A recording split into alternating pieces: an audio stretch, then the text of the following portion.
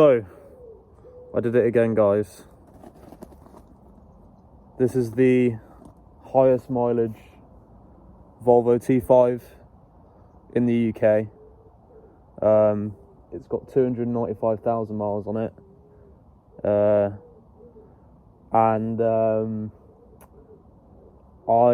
bought it on eBay.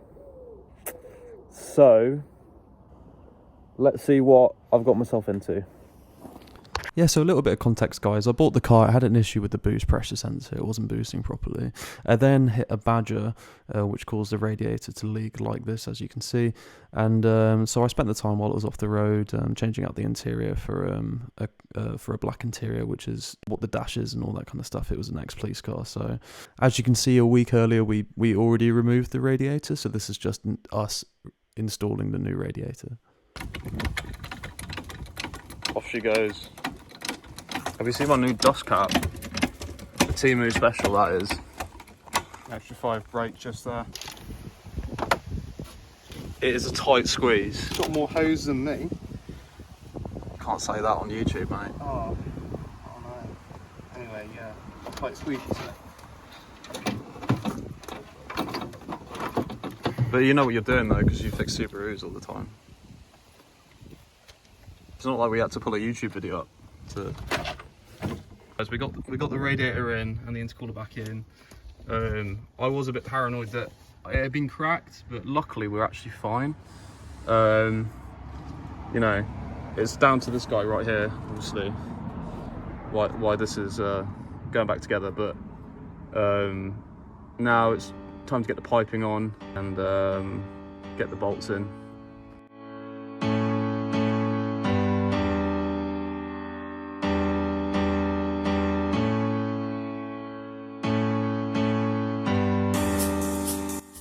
That thread's not having a good time. Is it not? That's all right. I got more leverage on this one. Bigger boy.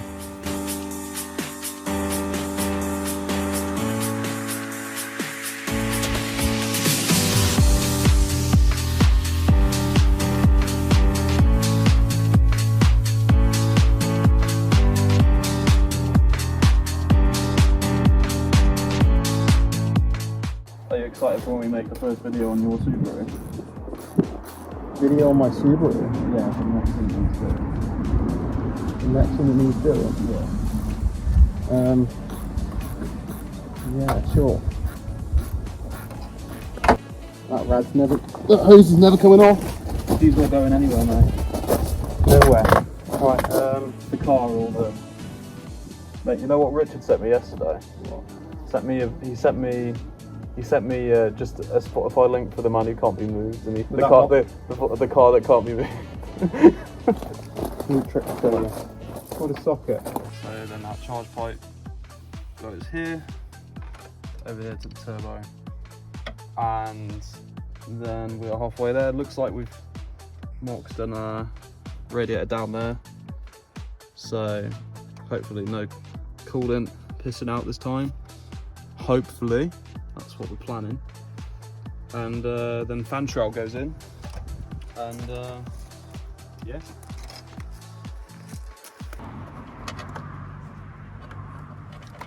Come on, you.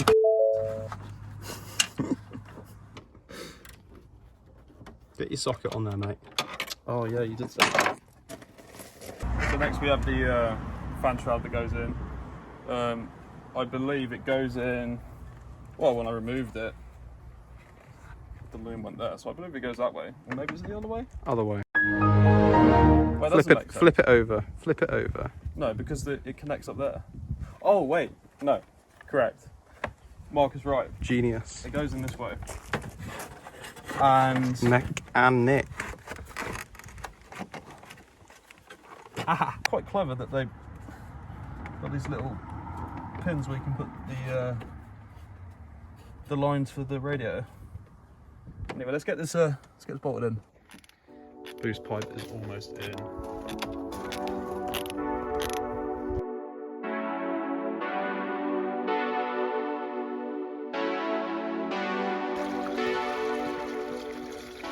Oh shit, that's coming out.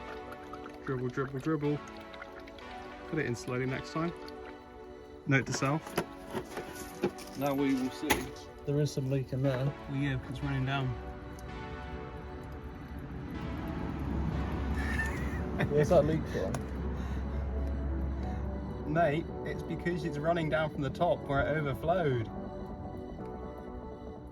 I can hope so. Moment of the truth. Is it dead? Right. Let's put the key in. Do you wanna... Okay. Am I gonna cry? Yeah.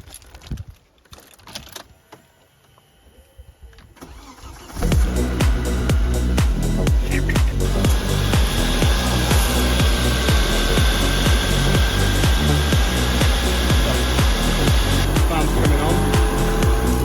Turn your car off.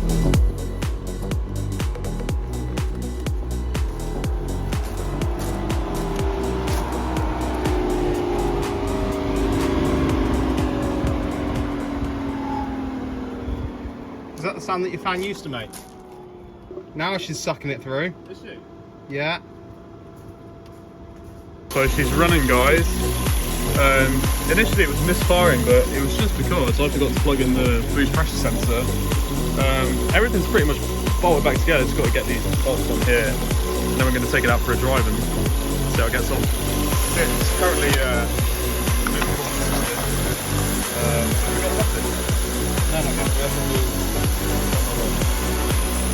but currently she's throwing no codes, so far so good. Everything's running, no codes, but we are getting 2.8 to the gallon. Now, is that accurate, guys? I mean, what are we thinking? I mean, so far so good though, apart from that, and no, it's really doing about 25 is usually your average for the sort of the T5, but yeah, no codes so far. We did have an issue with the what do we have an issue with? We had a couple. Well, we forgot to plug in the boost pressure sensor, so then it started playing up, and then we sorted that. And now it's we cleared it, and it runs fine now. Radiator's in. Now we're off to Euro car parts to get we've got oils pick up, filters, and yeah. In goes the sub. Well, the sub is still a question mark. Okay, I don't know if I have RCAs that go about 10 meters, which is about the length from this head unit to the boot. So It's a bit of a long boy. a bit of a long one. So we'll have to see about that. Anyway, So far, she's happy. shall we chop some beamers? Mate, I've been chopping fools all day long in this. Have you shown the people the mileage of this? I mean, let's just have a look at the mileage. I mean, Look at that. I mean, Just breaking her in. I mean, people who put up ads for these cars say high mileage, but don't let that put you off. Well, let me tell you, let that put you off, because when I bought this car, it was not happy. The wheel bearing, I was driving it back and I almost had tears in my eyes because the wheel bearing was going, the MAF sensor went. There's still a bit of a lifter tick which goes away, but all things that are like I was not prepared for. So yeah, when someone's like, oh yeah, it's mint, you know, have a look underneath. Don't just bid on it like I did. But yeah, but you know, we're getting there with it.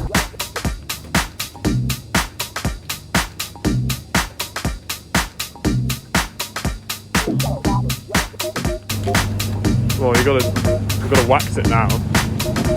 Press the wax button.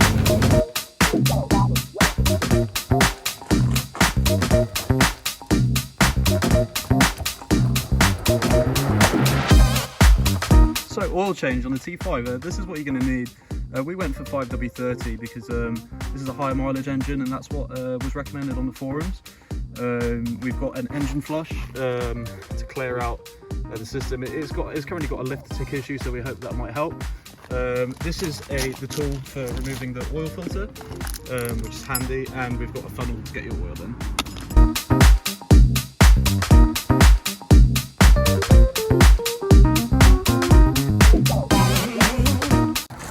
So when you get your take your oil filter out, you want to change this this O-ring. So when you buy a oil filter, usually you'll get this new O-ring here. So this should just go on to replace the old one.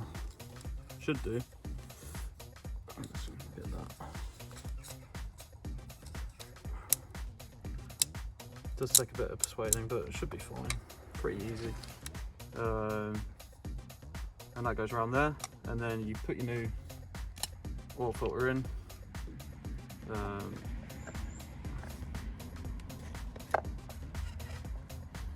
And that should go straight back in the car.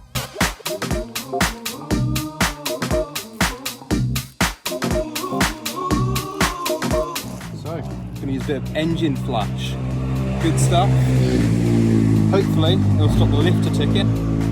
Hopefully. Hopefully. What? And it'll all be good. Well, it would be good. It would be good anyway to do it. You know, it's going to get driven pretty hard daily, isn't it? So we shall see. we'll see what happens. So, oil is nice and warm. Get your engine flash. Just pour it all in. Now it's important to point out we have no idea what we are really doing. We're just following the instructions on the bottle. So get the car nice and hot, leave it in there for 15 minutes, and then give it all a drain.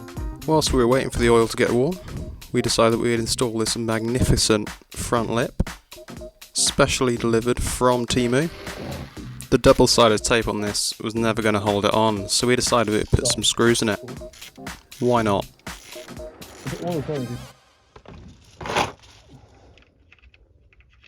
Are you ready, kids?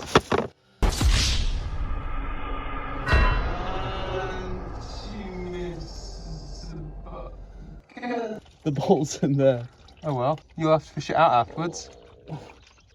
Don't worry. Like, it looks like it's time to oil up. That has been rounded off a little bit, hasn't it? A little bit. It's not too bad. Not too bad, but do you think that was us or the previous people who've? Do you think this has been in there for 300,000 miles? I think Cheryl's a bit more around than that, mate. That's fine, mate. It's fine. See, I get paranoid about cars because I've had poor experiences with them. But you'd think that you'd be the paranoid one being a Subaru owner, but there we go. So, top tip. Mark told me this because he works at a rally school. Clear the where you drain your oil. Your sump plug. Clean your sump plug. And your See- sump. And your sump. See if there's any leaks coming when you put your bolt back in. By giving it a bit of a Good old clean. sounds like an obvious thing that people probably know, but you and me, mate, we're just Learning on the job. we're amateurs, Learning on mate. the job. We are 100% amateurs. That's all part of the fun, isn't it? Look That's how it. clean that is, mate. Give your Nothing. sump a good old rub.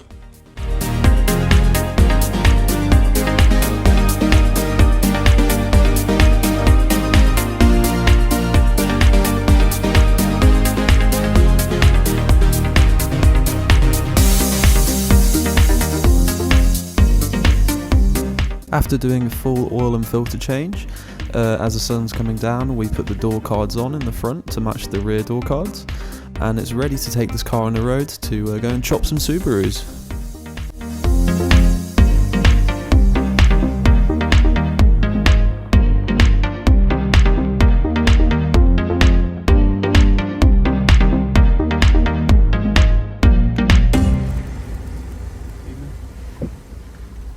Stunning. And a golf ball. A giant golf ball. So guys, the car is now back on the road. I've been driving the car for a week now. It's performed brilliantly, to be quite honest with you. I've really had no issues. There are still a few things that need sorting on it, like the PCV system will need sorting at some point, but I mean, it's just a brilliant, absolutely brilliant car. Like, it just goes. It feels like a Porsche Boxster or something. Thank you so much for watching this episode, guys. Don't forget to like and comment and subscribe. It really helps us out. This is a very exciting new venture for the both of us, and just something that we're enjoying doing on the weekend essentially. Next episode we'll be working on another dirty estate car, so stay tuned.